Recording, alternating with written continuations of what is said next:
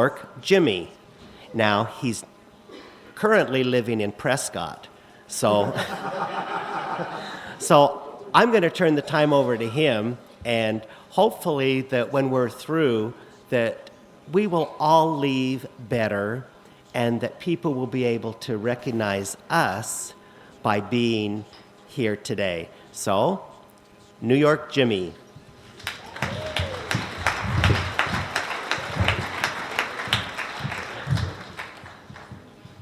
Morning. My name is New York Jimmy. I'm a grateful recovering alcoholic. And I still get nervous before I speak. But I was told a long time ago, alcoholics are like tea bags. The only time we work is when we're in hot water. So, I said I'm a grateful alcoholic, and what I mean by that also, it's not just me that's grateful. There's a lot of other people out there that's grateful that I'm in the program. Bartenders, policers, judge, family members and friends. So remember that when you say you're grateful. There's a lot of other people that think grateful. Before I start, with the nickname of New York Jimmy, I just want to mention something that everybody knows what's happened on September 11th, and I'm not going to, but what I want to do mention is that a lot of people out here don't realize that when that situation happened, we also lost a meeting. I used to attend meetings in the World Trade Center. In New York, a lot of times we had lunchtime meetings because a lot of times office workers, it would take them 45 minutes to get downstairs to get a sandwich and get back up to their office. So people used to bring, lunches with them, and we had lunchtime meetings at the World Trade Center. Also had them at Citicorp and Chase Manhattan Bank. So when that happened, we lost the meeting. But also what happened was, I went back to New York after that because I had a trip to the Middle East. I went to Egypt, Israel. I picked a good time to go, and also Jordan. But I went back to New York and I went down to Ground Zero. And what happened because of the situation, there was a lot of firemen, a lot of police, and a lot of rescue workers that were in the program. And they started AA meetings in Ground Zero. So sometimes we lose a meeting and sometimes we gain a meeting. I tried to make that meeting. I went up to GSO, but because of the security thing, you had to go through the Red Cross to get clearance and all that stuff, and I didn't get a chance to go to the meeting at Ground Zero. But I just want to mention that, we got meetings all over the place and everything else. I grew up in New York City and joined a bunch of gangs when I was a kid. I'm not going to get into the war stories, but you know what? I came into AA and I joined the biggest and the best gang in the world. And it's the weirdest gang, I'll tell you that. If we ever had colors, all these gangs today got these colors, the reds and the blues and all that stuff. Our colors, I think, would be black and blue, I think everybody can identify with them colors. There's the alcoholic gang, black and blue, okay,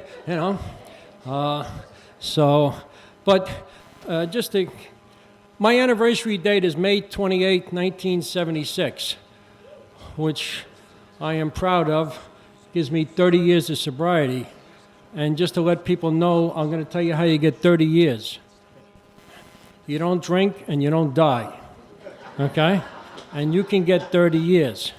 But the thing is, to enjoy yourself and to do some of the stuff, that takes a little bit of work.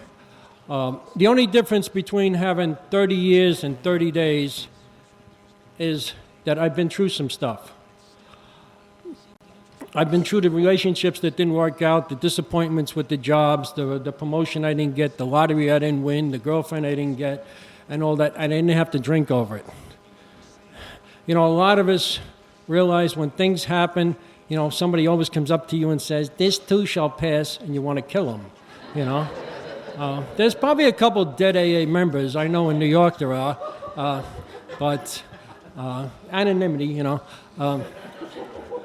But also I believe that too. I've been in the program long enough to know that when one door closes, another one opens. But the whole thing, when the other door, it doesn't open in 5 minutes. Sometimes it doesn't open in five hours. Sometimes 5 days. Sometimes it takes 5 months.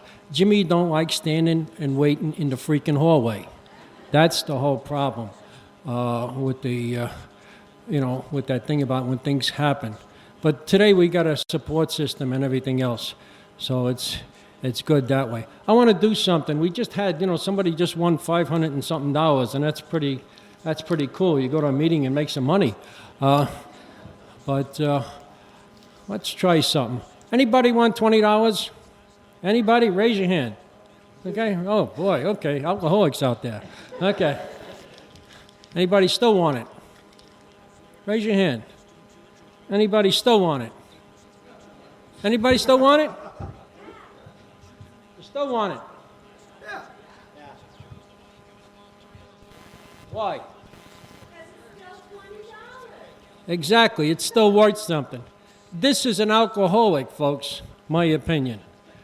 We've been stepped on, got dirty, rearranged, disfolded, and disshelved, but you know what? We're still worth something.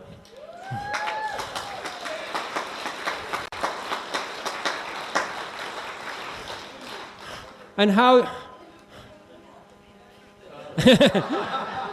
I'll talk to you after the meeting. I'm not well.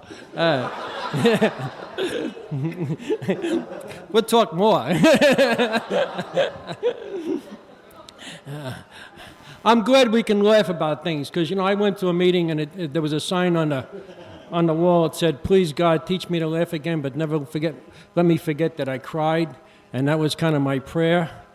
I'm going to probably skip my drunkalog. I'm going to give you the quick drunkalog because what I want to do is get into recovery a little bit more.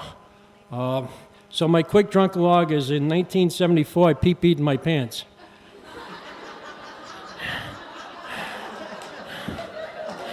It gets better. 1975, I pee-peed in my pants. And 1976, I had no pants. Okay? So we can laugh about it, but, I come from a dysfunctional neighborhood. Some people call that New York City. All right? Growing up, I had this moment of clarity, and I asked the big question. When I was a little kid, I asked about sex. Uh-oh. So the government, the school teachers, the churches, friends, family, all told me that sex was for lower class animals. It was dirty, it was filthy, and it was a sin. So save it for the one you love and marry.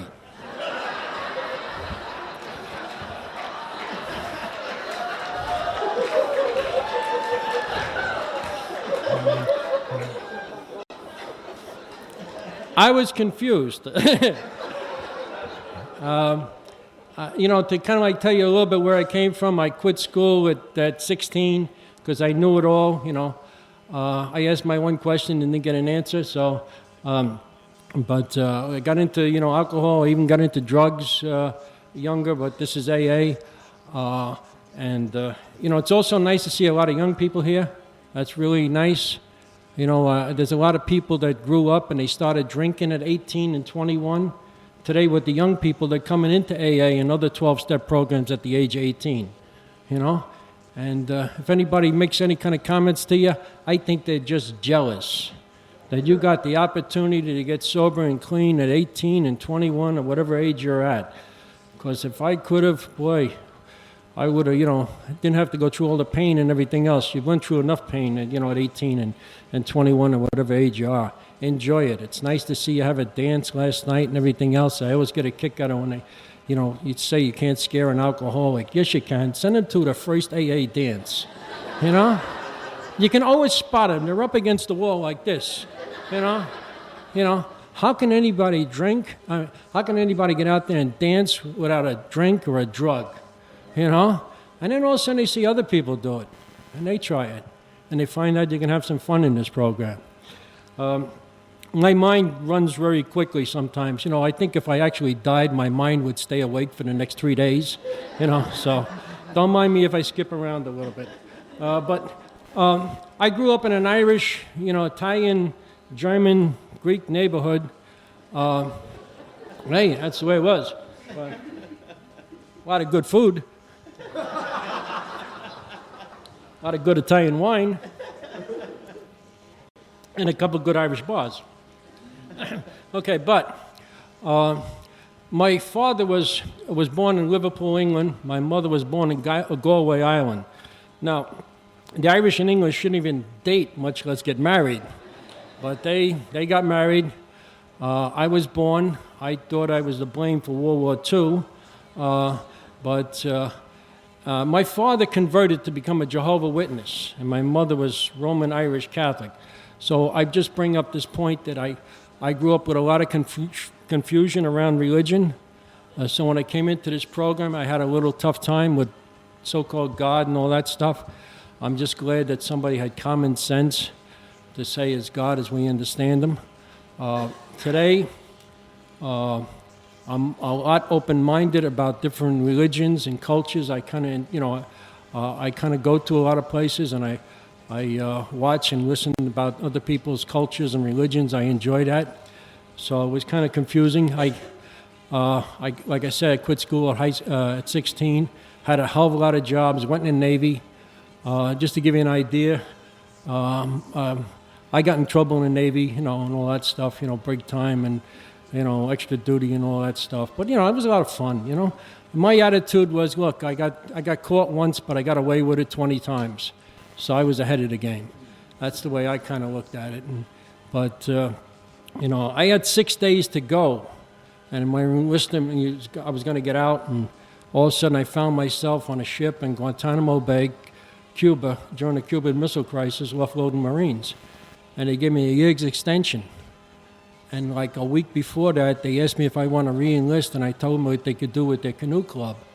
So I was in a lot of deep doo-doo, you know what I mean? That seemed to be the thing with me. Alcoholism took me down a little bit further. I ended up, I was living in furnished rooms. They're a lot of fun. You'll never see a reality show about them, Bathroom down the hallway, and, just place to crash, and you're trying to dig up $15 to pay the week's rent. But that's where I lived, and that's the kind of people I hung out with. Joe would get paid on Tuesday, so we drink in his room, and I get paid on Wednesday, he drink in my room, and somebody else got paid on Thursday, and, But finally, with the alcoholism, I ended up going up to a place called Graymore, St. Christopher's Inn. It was upstate New York. I would love to tell you that the guy that 12-stepped me had 30,000 years. He did not. The guy that 12-stepped me was drinking with me in the bar. It took me a little while to realize what had actually happened, because he kept mentioning Graymore, and he kept mentioning St. Christopher's Inn, because a lot of people would go up there for once a year and get the wrinkles out, 3 hots in a cot. So he mentioned it. So in a way, he 12-stepped me. He put the thing in the back of my head, because this was 1976. There wasn't, this is just the way it was. It wasn't the good old days, the bad old days, or whatever. It was just the way it was. There wasn't a lot of treatment centers. There wasn't a lot of advertisement. There wasn't a lot of talk on all these talk shows about alcoholism and AA and stuff like that. I didn't even know what AA was. I seen guys in my neighborhood, they quit drinking because the doctor told them if you had one more drink, you're going to die. So they came into the bars and they drank Coke. Right? They were the most miserable sons of bitches you ever want to see. Right? So I thought when you quit drinking, you became just a miserable old son of a gun. You know what I mean? I didn't know you could have fun in this program. That was kind of like the nice little surprise. So I went up to this Graymore. It was run by St. Francis of Assisi's brothers. They wore the shoes, the sandals and a robe, and I said, oh my God, what am I in for? Even the name, Graymore, It sounds like Igor comes to the gate and lets you in,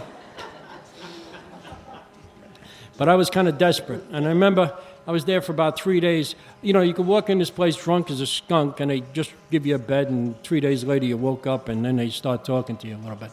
And the brother interviewed me, and he says, you're a veteran. We can get you in a 90-day VA hospital. And I looked at him, and I'm saying in the back of my mind, 90 days, that sounds like a jail sentence. So I told him I had places to go and things to do. And he said, name one.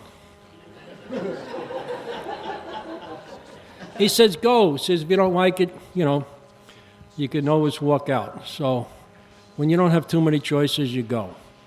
I was there, and I kind of still my head was foggy. I remember talking to the doctor, and he asked me these brilliant questions. He asked me who the President of the United States was. I got it wrong. you know.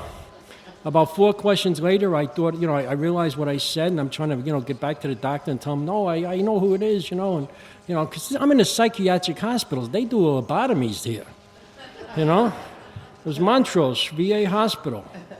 And so I'm there for 90 days, and here's the kind of like, God has a sense of humor. A couple of my friends, a lot of my bridges I burnt, as many of you did, and I lost a lot of friends and everything else.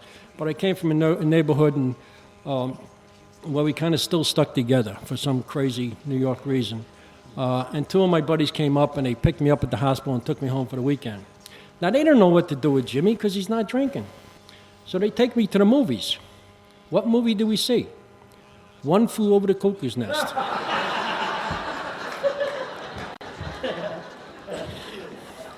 I see that movie about every 5 years. Matter of fact, just 2 years ago, they had a play in Prescott, Arizona. It was One Flew Over the Cuckoo's Nest. In May, around my birthday, took a young lady, and we went, and with a couple other people, we went to had a nice meal, and went to go see Jimmy's play. You know what I mean? So I'll tell you, God's got a sense of humor. So I got out of the VA hospital, and I would love to tell you that, I got the program. I did not relapse, all right? Don't get me wrong. But I still wait a minute, do I fit in? I was going to some meetings out. This buddy of mine, he had a machine shop, so he let me stay with him, and I had a job drilling holes in a piece of metal, which I really loved, you know what I mean? That's boring for 8 hours, but it paid for the groceries and it paid for the cigarettes. I'm going to say something.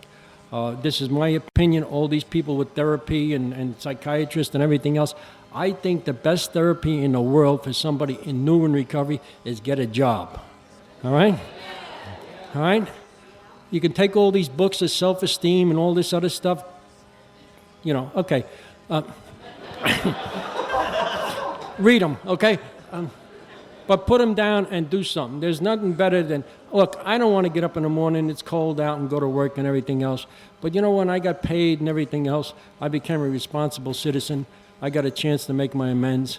I got a chance to do some of the corrections that I screwed up. And also, it made me feel that I was worth something. It's the same thing with doing service work. I think all these people running out doing these workshops on self-esteem and all that, that's all nice and wonderful. But if you want self-esteem, get involved with service. All right? You know what it feels like when you kind of feel this about this big and somebody says you want to be treasurer of the group? And they go, wow, there's $40 there. You trust me with $40? They make you coffee maker. They make you do some stuff. It helps your self-esteem. You get to meet people. When people say thank you, they mean it. I think there's a lot of things we don't give AA credit for. So if you get a chance, get involved in service. I've been involved in service for quite a few years now. I'll probably get into that in a little bit. So I lost my train of thought, but it will come back someday. But anyway, I was in the VA hospital. Oh, yeah, I was going to these meetings. And the meetings I went to, they were nice and everything else, but everybody wore suits and ties.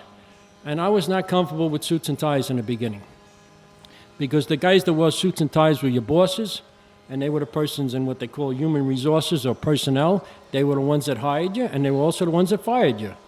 So I was not comfortable. But that was me, all right? I'm new, we're self-conscious, we're very, and all of a sudden I noticed everything was a clique. A group over here by the coffee, a group over here, and another group over here. So I thought you had to join one of these cliques or gangs. And I noticed people went out for coffee afterwards. This was a big thing in New York, to go out to the coffee shops. That's where I really got sober, was the coffee shops. Because a lot of people didn't drive. So just went, walked down the street and went to a coffee shop. So I was waiting for the invitation to go, when they're going to ask me to go to a coffee shop, because I thought you had to be invited. So all of a sudden somebody comes up to me and says, Jimmy, you want to go for coffee after the meeting? And I said, I got places to go and things to do. I mean, God, you wonder about them little things. I deprived myself of certain things in the beginning, not knowing and stuff. Also, one of the things was I went to a step meeting, and all of a sudden they passed the book, and you had to read. And I got nervous about reading. And I never went back to that for quite a while. because I thought somebody was going to make fun of me because I, struggle with reading and stuff like that out loud. And, and I found out in this program, not too many people laugh at you. You know what I mean? They'll cry with you, but laughing at you, no, because most of us have been there. Don't deprive yourself of some kind of thing. Go out and try some stuff. I see a lot of people, they kind of get nervous. They don't know if this is going to work or something like that. Get involved in some kind of service and see if it works out. If it doesn't, you try something else. I don't think there's the perfect AA person. There are people good at answering the phones in intergroup. There's other people good at speaking. There's other people good at sponsoring people. There's other people that's good at doing corrections or something like that. You'll find what you're good at, but you got to go out there. Nobody's going to go up. We don't have aptitude tests in this place. You know what I mean? Yeah. What do I be? Okay. But so find out what you're good at and give it a shot. I also want to thank the committee, for giving me the opportunity to speak. And I want to thank all the volunteers. I've been involved in some of these conferences and committees and stuff, and it takes a lot of work, and it takes a lot of hours and a lot of dedication, and thank you very much. And as long as I'm up here, I want to also thank Budweiser, Guinness Stout, Rango, Dewar's Scotch, for helping me get into the program. I finally got myself a sponsor. I went back to my old neighborhood. I know that's a dangerous thing to do, but I was sober for a little bit because I was a couple of years out of New York City, and I went back to my old neighborhood. I was sober about a year, and I kind of started making meetings over there, and I felt more comfortable with blue collar. That's just me, and it started me getting involved in some stuff. I met a gentleman that became my sponsor in New York, and he started getting me involved in service work. And just that God has a sense of humor. We used to do Manhattan Psychiatric Center, and we used to do a meeting there, and we used to go every 2 weeks. And I just mention this because I find that sometimes when you have these commitments, these are all my own opinions, and I got a lot of them, that, some people do service work every week, and sometimes that becomes a little monotonous and routine and stuff, and I think it's nice if you can get a bunch of people and you can split it. You go to a jail every other week or a treatment center every other week and let somebody else do the other week, and then you kind of look forward to it. You don't get burnt out. Well, we're at Manhattan State. We do the meeting. Well, we come out. Now, my sponsor did some time upstate New York in a prison. And we come down, walking downstairs, come down in the elevator. The meeting's on the 13th floor. We come down, we walk outside. Now, this is underneath the Triborough Bridge, Randolph's Island, which is where they filmed the French Connection, and there's some fire training there and a couple psychiatric hospitals. And we walk out, in the parking lot, there was about 65 police cars with their lights going on. Now, that doesn't shake you up. I looked at him and said, was it that bad of a meeting? It was just weird timing. What had actually happened was the president of the United States was coming to New York, or the vice president, or one of them big shots, and they used that as a staging area. So as soon as he landed, touchdown at JFK, they started to close down the Roosevelt East River Drive and Grand Central Parkway so they could, so he could fly through and not see anything, in his limousine. And it was just a staging area, but to walk outside and see about 65 cars with their with their lights flashing, that was kind of interesting. So, like I say, God's got a sense of humor. I got an opportunity to meet some of these people that had some time and go on some 12-step calls, and they were kind of interesting, in early recovery. I remember one of the guys said, Jimmy, we're going on a 12-step call. Come on, get in the car. So, these guys were, they were guys you were going to listen to because they've been there. So I got in the car, and all of a sudden we drove on. We picked up this drunk, and the guy says to me, the guy driving, he said, Jimmy, go get a six-pack. And I look at him, and I go, six-pack? He says, go get a six-pack. And, of course, bringing Jimmy, I got to ask him, what kind, you know. And he says, of course he had more time than I had, and he said the cheapest. They were smart. I'm still confused because this guy, we got a drunk in the car, and we're going to give him drinks, you know. Ooh. But, you know, when we got this guy to the detox and everything else, one of the old timers explained to me, Jimmy, our job is to get him there. He says, have you ever been in a car at 60 miles an hour and you got a wet drunk and he's going through the DTs and he jumps out of the car? It's a mess, right? Or the guy, you stop at a red light and the guy takes off. He says, one more beer won't kill him. The doctors will take care of it. It may save him from going into the DTs. These were some of the older gentlemen that we don't talk about so much anymore. But some of them guys taught me a lot of stuff. It was kind of interesting, and I'm glad I met some of these guys. But anyway, going on with, you know, I got a chance to do some stuff in sobriety. Today I traveled quite a bit. I've been to some foreign countries. I made some meetings in Jerusalem.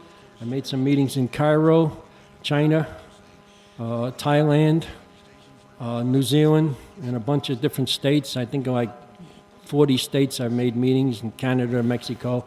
I like to travel. Just to give you an example, I went with a friend of mine. We went in a group and we went to Vietnam. We went there for about 19 days. I know there's a lot of veterans here, and I'll mention something in a minute, but what happened at the end of this tour, there was about 14 people on this tour, and this school teacher, school principal come over to us, and she said to me and Henry, she says, tell me the truth, are you two guys in the CIA? Now I'm ready to run with this, because this is, you know, school teacher, huh? I'll get even. Okay. And I looked at her and I says, what gives you that idea? And she says, because we flew into Bangkok and you got 2 phone calls waiting for you at the hotel. And then you guys disappear to some, you say you're going to some meeting, you know, and then you guys disappear. And then you come back. We go to Hanoi, we get into the hotel, we don't even get to the rooms, there's a guy waiting for you in the lobby. You guys shake hands and hug. I asked him, how long you known this guy? He says, you just met him. And then you take off. And you go someplace, and then you come back. We go down to Saigon, you got 2 phone calls waiting for you. And then you disappear again. And then we go to Bangkok last night, and you're going out. Some woman comes and picks you up in an SUV and takes you someplace and goes back. Tell me the truth. Are you guys in the CIA? And it dawned on me, you know, how no matter where you go in this program, you can find a meeting. I mean, I arranged some of this stuff before I got there. I got on the internet and I wrote some letters and stuff like that and hooked up with some people. So no matter where you go, you know, you can find a meeting. So it was kind of interesting. The gentleman we met up in Hanoi was a Catholic priest who was up there, and he took us around and showed us part of Vietnam that a lot of people don't get a chance to see. But it was nice to go to some meetings, and they're always happy to see people because they don't get enough visitors over there. And then we made some meetings in Saigon, you know, at some of the hotels, and met some people that work over there, and it was kind of interesting to do that. So even in Thailand, they have somebody had some real good common sense. They on the website they printed out for the cab drivers because there's one main meeting. There's quite a few meetings there. They have Swedish meetings, Danish meetings, German meetings because of all the visitors they have, and they have it printed out in the Thai language because there's one meeting at a Catholic church, and which is one of the main meetings, and it's written in the Thai language. So you just give it to the cab driver. Because you can imagine me trying to explain with a New York accent and my crazy Thai how to get to a meeting. AA? Okay, yeah. Yeah, that'll work. But one of the other things, too, is, and this is just my little thing, is when we were in Vietnam, I just picked up a habit of leaving 24-hour chips in a lot of places. And there's a lot of places, you know, in some of the places that names some of you remember, you know, Da Nang and Hue and Hanoi, even that Hanoi prison. There's quite a few 24-hour trips laid around in there, but that's my little thing, because I know there's a lot of guys that didn't got a chance to get the program. So, but I joke around a little bit, and you know, and sometimes it gets you in trouble. Okay, I just want to mention that one of the things that happened to me was, I think I had about 18 years, and these guys, I went to the men's stag meeting, and they asked anybody celebrating a birthday, and I says, yeah, I got 18 years. And they said, well, if we'd known that, we would have had a cake, and we would have had a woman in it, you know. And now, you got to picture this. There was about 20 guys from this halfway house, new in recovery, one of these treatment halfway houses. So I turned around and I said, well, I got this tough New York sponsor, and he said no relationships the first 25 years. And these poor kids looked at me and died, you know what I mean? I guess they didn't want what I had, you know? Well, the thing is, sometimes when you say something, people don't forget. So, and Steve is sitting there, and he can vouch for this. When I got close to 25 years, they said, okay, well, they put on a roast for Jimmy, all right? So we had it at the Alano Club. Maybe a couple hundred people showed up. I had a lot of enemies, I think. And they roasted me. It was all in good fun. I mean, I got so much condoms and so many Viagra pills. I got a rubber doll, you know. What I was trying to explain, you know, what my sponsor had said. He said, now I hope you can understand this. He said the first 25 years, I could have sex and I could get married, but I couldn't get in a relationship. Does that make sense? No? Okay. All right. Talk to you after the meeting. But it was kind of fun to put on that, you know, and a lot of people said they got a kick out of it. You know, here's a person with 25 years. I think sometimes new people get the idea when you get old, you get grumpy. I have done more in sobriety than I ever did when I was out there drinking. All I did was fall off bar stools. To give you a prime example, you know, I got some Irish in me, and I couldn't even make it to the St. Patty's Day parade. Now, I could have walked over there, crawled over there, took a cab, took a subway. I never made it to St. Patty's Day parade because I would stop in O'Hara's, O'Reilly's, or Young's Tavern to see how they were doing. And you know what happens when you go in and have one drink. You know, the party's over, the parade's over, and everything else, and you're drunk, right? Well, I sobered up. I made 2 trips to Ireland. I made an AA convention. I even went up to Belfast, Northern Ireland. And I was up there in 92 when the troubles were still going on. And I just bring this up for the one thing is that I went to a meeting, and nobody asked me if I was UDF or IRA, orange or green. They just said, Yank, what do you want, coffee or tea? I think sometimes we forget that. You know, we're supposed to be the sick ones. I come from a neighborhood where where people got bumper stickers that say ex-wife and trunk. And they mean it, right? And we're the sick ones that say, live and let live. Easy does it. We're the ones, and I bet you everybody in this room has let their supper get cold because a phone call came. And somebody says, you got a minute? And we take some time out. And you don't got to have 30 years to 12-step people. I think, I did some work in a treatment center, and most of it was the people in the treatment center that were new trying to help somebody else. They were the ones to say, because everybody wanted to take off after 3 days or something like that, and the other clients would say, why don't you stay? And they were the ones that helped people. Don't get this idea that you got to have 30 years to help somebody.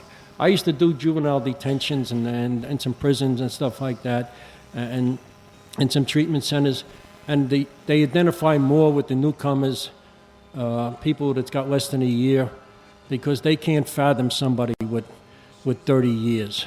They don't know how you get it or what's going on, because they're still worried about having a cigarette after the meeting and having a little bit of money in their pocket and stuff like that. You don't need, This is the only program in the world that a plumber can get a lawyer sober. You know what I mean? I think, people think that, I always thought that, no matter how far down the scale your experience can help others, I thought you needed a PhD and all that stuff. I like what Father Martin says. He says a lot of these people with degrees, they belong at thermometers, and you know where thermometers go. There is nothing better than another alcoholic sitting down and talking to them. Don't get me wrong, I think a lot of people with education and everything else is wonderful, but I think sometimes people get too complicated by that, and they're trying to figure out answers. I read a book, and this was by a very educated person, and he says there's only 7 reasons an alcoholic drinks. Just 7, and I will tell you the 7 reasons. Sunday, Monday, Tuesday, Wednesday, Thursday, Friday, and maybe Saturday. All right? And I think this is the one thing that, no matter where we go, you look in this room and you look in other rooms that we're people that normally wouldn't mix. If anybody's ever had the opportunity to go to a world convention, have been there, go to one. 80,000 alcoholics holding hands. It's amazing. These are people from other countries. You go see that, opening ceremony when they have Flag Day. 87 people come out with their flags, and everybody applauds. Here's Irishmen hugging Englishmen. Arabs hugging Jews because it's recovery. And I'm not trying to blow smoke up your butt because I've been there, all right? I had a situation where what happened to me was I was in New York City. We're going to Rikers Island to do some jail meetings. And I never was in this one facility before. By the time, and this is up on the 6th floor, by the time we go through security and they bring down all the prisoners and the food and we couldn't get in the elevator, I got to go to the bathroom. So I go up to the 6th floor, and all of a sudden, I said to the guy I was going in with, I got to go to the bathroom. He said, okay, go over there, and then come back through security, because there was security on each floor. And we're in the 3rd room on the right. So, okay. I go down there, I go walking into the room. Here's a circle of guys, right? So I go up there and I grab hands and hold with them, right? Now, there was only one other white guy in the circle. This is New York City. A lot of the minorities are in there because it's jail. That's just the way it is. And all of a sudden I realized they're not saying the Serenity Prayer. I'm in a black Muslim meeting. God has a sense of humor. One of the guys next to me goes, what are you looking for? I says, AA. And he goes, next door. So I go next door. The point is, now normally they don't agree with my thinking and I don't agree with their thinking, and that's okay. But some of them came to the meeting next door. They came to our AA meeting. And afterwards, I got a chance to talk to them. And as long as we talked about recovery, we had something in common. And that's the important thing that I think we forget. It's amazing that where we go and everything else. Look at it. Look at the groups of people. We got young people, we got old people, we got all kinds of different things. Steve and I just want to mention something that we helped start a meeting back in Prescott for seniors. Some people laugh a little bit about it, seniors, But we found out through some information in Hawaii, because Steve went to a first senior and sobriety convention, that, we talk about newcomers coming in, and a lot of times we think they're young people. What's happened over the years is we're getting a lot of older people coming in. People are retiring, they're playing golf, and they're drinking a lot more. And all of a sudden, before it was fun, now they're having a problem. And then when the wife dies, they sit home and drink a lot more, or the husband dies, and a lot of them are crossing the line and becoming alcoholics. Also, one of the things that for a lot of us in our area, a lot of us are not going to meetings at night as much because of the driving, the eyesight, the cold weather, and stuff like that. So we started a seniors meeting today. It's open to anybody. But, it's kind of interesting. We got, you can find a meeting where you're comfortable at. I think a lot of people use words and they think they're bad words, like resentments. there was nothing wrong with the word resentment. How do you think we got meetings started? Right? You know how meetings get started? Not some little guy sitting up in heaven going, okay, we need a meeting over here, and he's the angel meeting person or something. Somebody gets a resentment, all you need is a resentment in a coffee pot, and you start a meeting, right?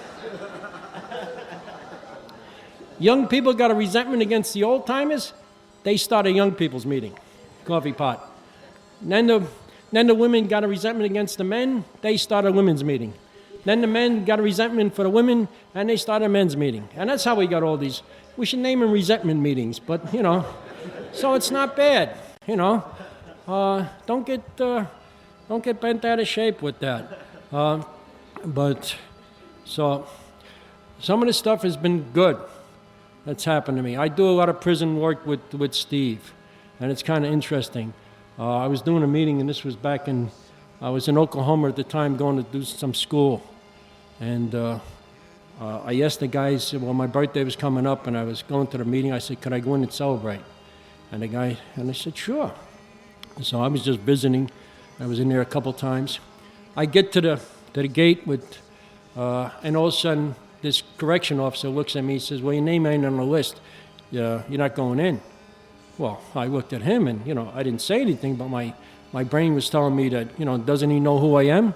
This is my AA birthday. And I got a box of donuts to bring into the meeting and stuff, and I was kind of pissed. But all of a sudden, I got this moment of clarity.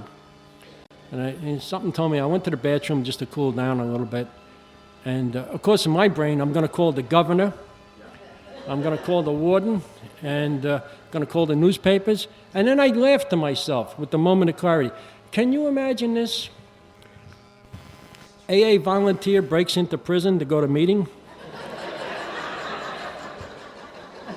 It's funny how your attitude changes. All my life, I've been trying to stay out of places like that. Right? Now I'm pissed because they won't let me in. Right? I've worked my way up from county jail. Then I started doing the state prison. Now I'm doing federal prison. Guys in my neighborhood would be proud of me. You know what I mean? That's the way I look at it. So I think it's nice we can laugh about some stuff. We kind of joke about a lot of things. I know I mentioned about that relationship stuff. I just want to ask, has anybody ever been on an AA date? Yeah, talk to you later.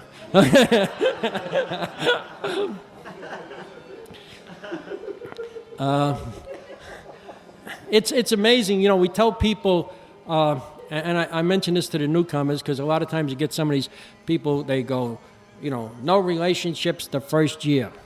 You know why they tell you that? Because nobody's ever did it. I don't think there's a person that has been in the program for a year that didn't get into a relationship. And if we do, we should give them a prize or something. We expect people to go, okay, go to a dance, look, don't touch. Matter of fact, don't look, all right? But have fun. And don't you want what we have? No! All right? You put a bunch of people together, things are going to happen. I don't care. The only thing is a lot of, I joke around, but it's serious too, but, a lot of us just don't know about relationships. We've never been in one, We've been in some, I don't know what else you call them. I only can talk for myself, but kind of like when you come into AA, and this is just Jimmy, so, you go to a meeting and you see this woman by the coffee pot, and she smiles, and of course, whoa, So you sit down, the meeting starts, and, it's time to share. So, of course, you say something splendid, brilliant, spiritual, that really is going to impress her. My name is Jimmy. I'm an alcoholic, and I pass. But, of course, this gets her attention. And then you go to the meeting next week, and, she's there, and, she remembers your name, so you figure, oh, boy, Oh, there's a fantasy start. Okay. Now, what happens is you finally, you think that you asked her for a date, but she probably asked you. So, of course, being all these social skills that you developed in the bars, you know, and you say, okay, well, you know, we'll have a, you know, I'll meet you. So where do you meet? You meet at an AA meeting, right? Okay. And, of course, you know, let's face it, Jimmy, you know, in new recovery, you're cheap, you know. That's one reason why you meet her there, you know what I mean? Save some money. But, of course, when the basket's passed, you're going to put $2 in, make sure she sees that, you know. Now, of course, you go out for a bite to eat, right? You hope she had enough cookies and, you know, and coffee at the meeting so she doesn't eat too much, you know, because you're cheap, yeah, honest program, okay? Now, of course, with all your social skills, you don't know what to say, right? So, but all of a sudden, it's programmed. So you ask her who our sponsor is, what step you're on, do you like this meeting, don't you like this meeting, da-da-da, and all this stuff. So at the end of the night, you've talked so much about AA that when you get her home, right, you don't know whether to kiss her or say the serenity prayer.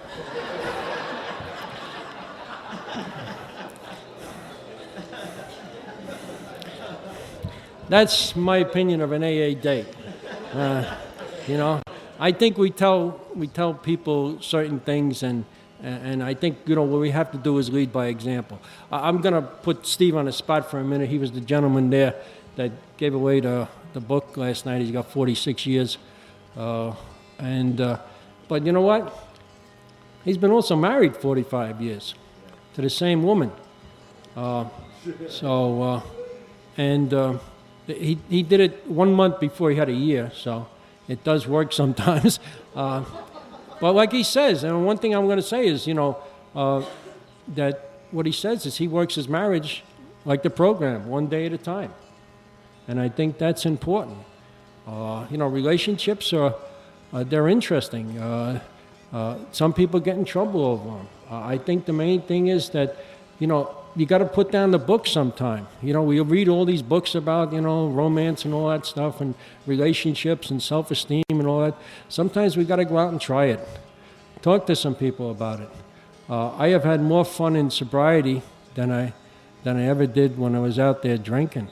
It's enjoyable to go to places like this. I got a card, you know, that I keep, and, you know, it's got my phone number on it, and it says, you know, if you really want to get stoned, drink wet cement. You know, I give that to newcomers. Because if you want help, I'll help you. You know what I mean? But if you want to go out and do something, you know, don't waste my time. There's a lot of people that really want this program. One of the things I just want to mention to some people is that, you know, I was told a long time ago, take your medallion, take your coin, and put it on your house keys and your car keys. Because if you ever get the crazy notion of throwing away AA, you can throw away your house keys and your car keys at the same time. Because that's what the heck you're doing. I'm going to just finish up with something, all right? Because I know the mind can only take as much as the butt can. So, all right. But I just want to tell this one thing is that I got a sister out in Oregon, and a niece, and she was about 15, 16 years old, and she called me up, and she wanted to come to New York and visit and, you know, see her roots and all that stuff. So she came, and we had a pretty good time, and I showed her New York, and she went back, and a couple months later I got a phone call and found out that she attempted suicide. So, of course, I called up, and my mind is racing and everything else. But at the end of the conversation, she said to me, "Thanks, Uncle Jimmy." And I said, "Thanks for what?" She said, "Thanks for listening." And it dawned on me. The program taught me how to listen. All right? She said the doctors were coming in here, psychiatrists were coming in here, my friends were coming in here, ministers were coming in here, my parents were coming in here and everybody was telling me what to do. You're the only one that listened. So I said, oh, wow. So the next night we talked a little bit more. And I told her, I said, you know, I'm a recovering alcoholic. And she says, I knew there was something different about you. She says, my best friend is a recovering 39-year-old drug addict who I talk to a lot.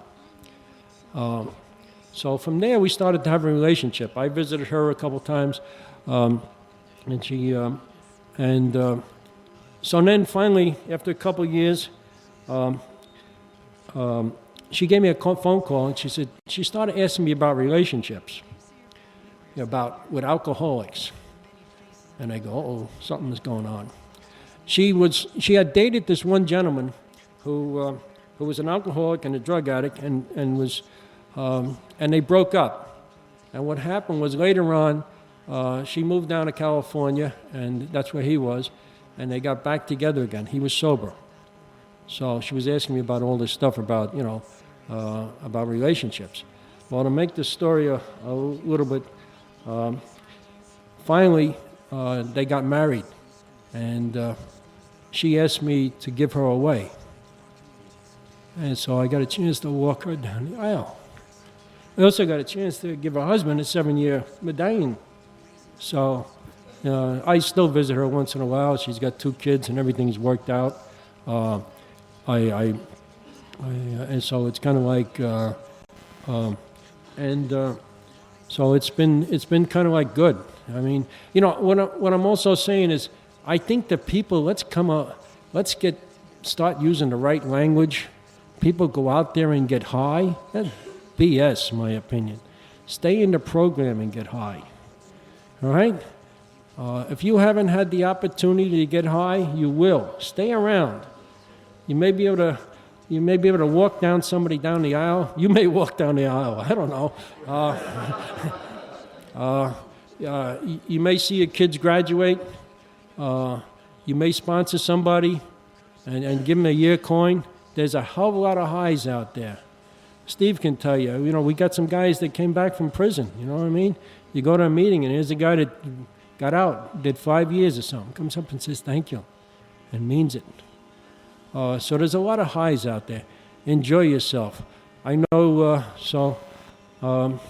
I kind of hope you got something out of this. I think I did, and I hope to be back here next year and hope to see every last one of you. And so thank you very much.